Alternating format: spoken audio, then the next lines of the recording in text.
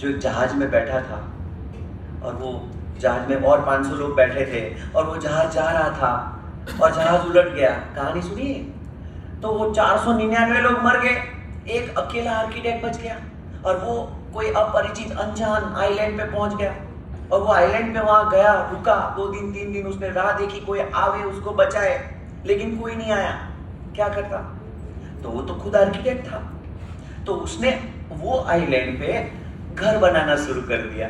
जो अपने गांव में जैसा घर था उसका हूबहू नमूना उसने उस आइलैंड पे बनाना शुरू किया। अब घर बन गया, उसमें रहने लगा, लेकिन फिर टाइम बचता था, बातचीत करने के लिए कोई बंदा नहीं था, क्या करता? लेकिन जब गांव में रहता था तो क्या होता था, उसके अगल बगल के घर भी दिखते थे। जब बालकनी में खड़ा रहता था पड़ोसी का घर दिखता था, तो उसने वहां पे उसने पड़ोसी का घर बनाया।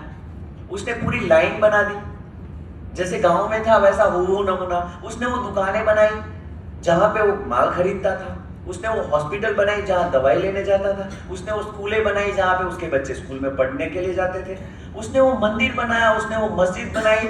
उसने 10 साल में अपने गांव का हूबहू नमूना उसने उस आइलैंड पे खड़ा कर दिया।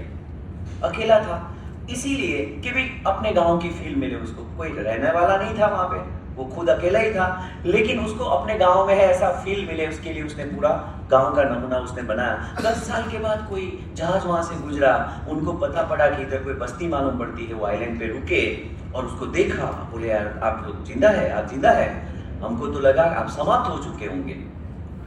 तो बोले हाँ, तो बोले चलो अपन जाते हैं अपने गाँव। बोले मैं चलने के लिए रेडी हूँ, लेकिन एक बार आप देखो तो सही मैंने 10 साल में इधर क्या बनाया है। तो वो अपना गांव दिखाने लेके गए, तो जो जहाजी जो लोग आए थे जहाज में 10 लोग, वो तो देख के हैरानी में पड़े, अपने गांव का हूबहू नमूना उसने वहां पे उस आइलैंड पे देखा। बोले देखो देखो ये मेरी स्कूल है, देखो ये मेरी दुकान है।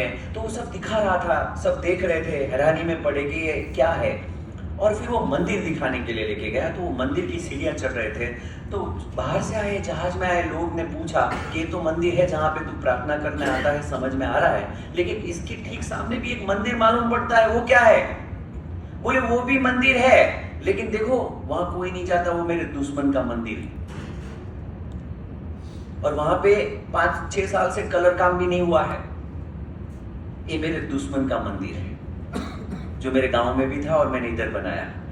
उसने अपने मालिकी के आइलैंड पे दुश्मन का मंदिर भी बनाया था। और एक घटना कोई आइलैंड में घटी घटना नहीं है, हम हर व्यक्ति के मस्तिष्क में रोज घटित होती घटना है। हम अपने मस्तिष्क में मंदी का मंदिर बनाते हैं, बीमारी का मंदिर बनाते हैं, दुश्मन का मंदिर बनाते हैं। हमारे वर्चुअल वर्ल्ड में जहाँ पे हमारी मालिकी है, उन जगह पे हम वही चीजें बनाए उगाए जो हमें पसंद है, हाँ या ना?